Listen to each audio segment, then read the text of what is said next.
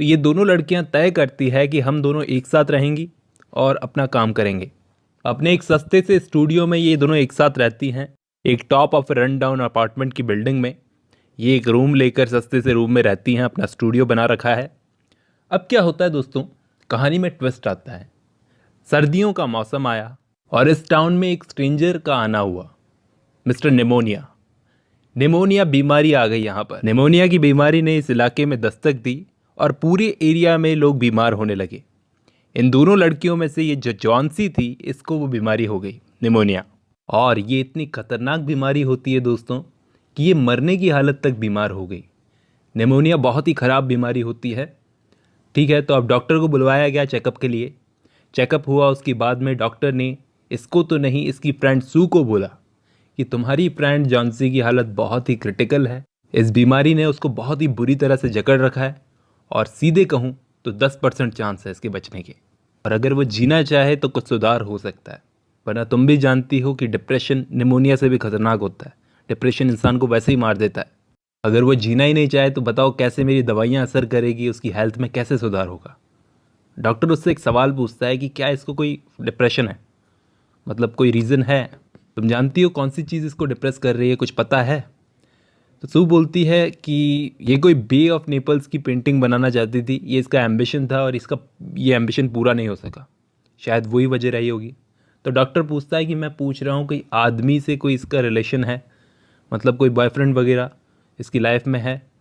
तो ये सू बहुत ही श्योर होकर फर्मली बोलती है कि कोई आदमी नहीं है, इतना मैं जानती हूँ। तो डॉक्टर बोलता है कि फिर अब मैं क्या कर सकता हूँ, देखो दुआ करो। अब सू क्या करती है, जॉन्सी के पास में बेड पर बैठ जाती है, अपनी बीमार फ्रेंड के पास बैठकर अपनी मैगजीन का इलस्ट्रेशन तैयार करने लगती है, अपना काम करने लगती है। तभी जॉन्सी खिड़की के बाहर देखती है, पेड़ों से पत्ते झड़ रहे थे एक एक करके।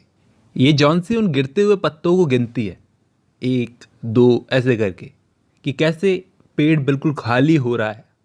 और उसके दिमाग में पता है क्या चल रहा था कि जब इस पेड़ का आखिरी पत्ता, लास्ट लीफ, आखिरी पत्ती गिर जाएगी तब उसकी ज़िंदगी भी ख़त्म हो जाएगी। तो उसकी फ्रेंड सू उसकी इस बात पर बोलती है कि जॉन्सी तुम इतनी सिली बातें मत करो, डॉक्टर ने भी बोला है कि तुम्हारी रिकवरी के 90% चांसेस हैं, 90% श्योर है कि तुम बच जाओगी, पागल मत बनो, डॉक्टर से बड़ी तो नहीं हो तुम।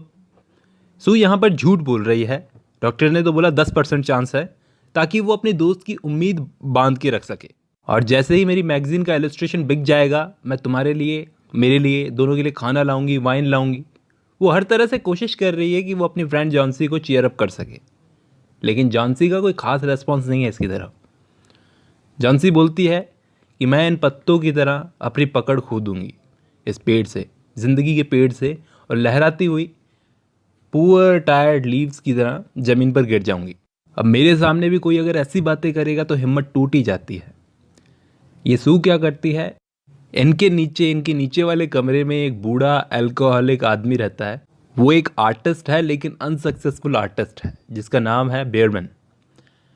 वो इस गांव में पेंटिंग बनाकर बहुत ही कम पैसा कमाता है अपनी ज़िंदगी चलाने के लिए। इसने पूरी लाइफ में एक मास्टरपीस बनाने की कोशिश की है इस बेयरमैन ने, लेकिन ये फेल रहा।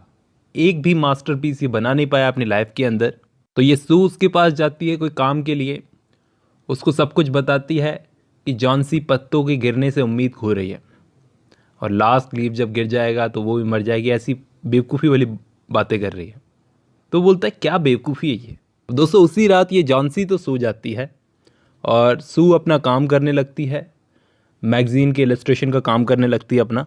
और उस रात उस पेड़ पर कुछ ही पत्तियां बाकी थी। तो जॉन्सी ये सोचकर सोई थी कि आज रात तो ये आखिरी पत्ती इस पेड़ से गिरी जाएगी। तो रात को एक खतरनाक तूफान आता है, और बहुत ही खतरनाक तूफान आता है। सुबह जब जॉन्सी उठती है तो सू को बोलकर वो पर्दे खुलवाती है अपनी विंडो के। तो उसने क्या देखा, पेड़ पूरा साफ, सारी पत्तियां झड़ चुकी थी, बस एक आखिरी पत्ती अभी भी उस पेड़ पर लगी हुई थी, जैसे वो पत्ती उस पेड़ को छोड़ना ही नहीं चाहती थी। जॉन्सी बड़ा हैरान थी, मतलब बहुत ताज्जुब में थी और श्योर थी कि आज रात तो ये पत्ती ज़रूर गिर जाएगी, और जब ये गिरेगी तो इसी के साथ मैं भी मर जाऊंगी। सू उसको फिर बोलती है कि पागल मत बनो, एक बार फिर सोच लो तुम क्या बोल रही हो। लेकिन जॉन्सी एकदम साइलेंट रहती है, उसकी बात का जवाब नहीं देती। नैरेटर यहाँ पर हमको ये बताने की कोशिश कर रहा है इस सीन के साथ में कि डेथ को तो किस तरह हमें अकेले ही फेस करना पड़ता है। जॉन्सी का डिप्रेशन बढ़ता जा रहा था और अब एक और रात गुजर गई। वही हवाएं चली, बारिश भी हुई, लेकिन मजाल है कोई भी चीज़ उस लास्ट लीव आखिरी पत्ती को टस से मस कर दे। जॉन्सी इस चीज़ को देखकर सरप्राइज थी। वो उठकर अपने बेड पर बैठ गई। उसने सूप मंगवाया और एक मिरर मंगवाया, एक शीशा। और वो इस चीज़ को रिमार्क करती है कि कुछ तो है जो इस लास्ट लीव को गिरने से रोक रहा है। थोड़ा टाइम और गुजरा। जॉन्सी ने अपनी बे ऑफ नेपल्स की पेंटिंग का जो एम्बिशन था उसको मेंशन किया। कहने का मतलब उसकी हालत में अब सुधार आ रहा था। डॉक्टर भी आया। उसने बोला कि इसके बचने के, रिकवर होने के चांसेस बढ़ गए। डॉक्टर ने उन दोनों लड़कियों को ये भी बताया कि तुम्हारा जो पड़ोसी है, जो तुम्हारे नीचे रहता है,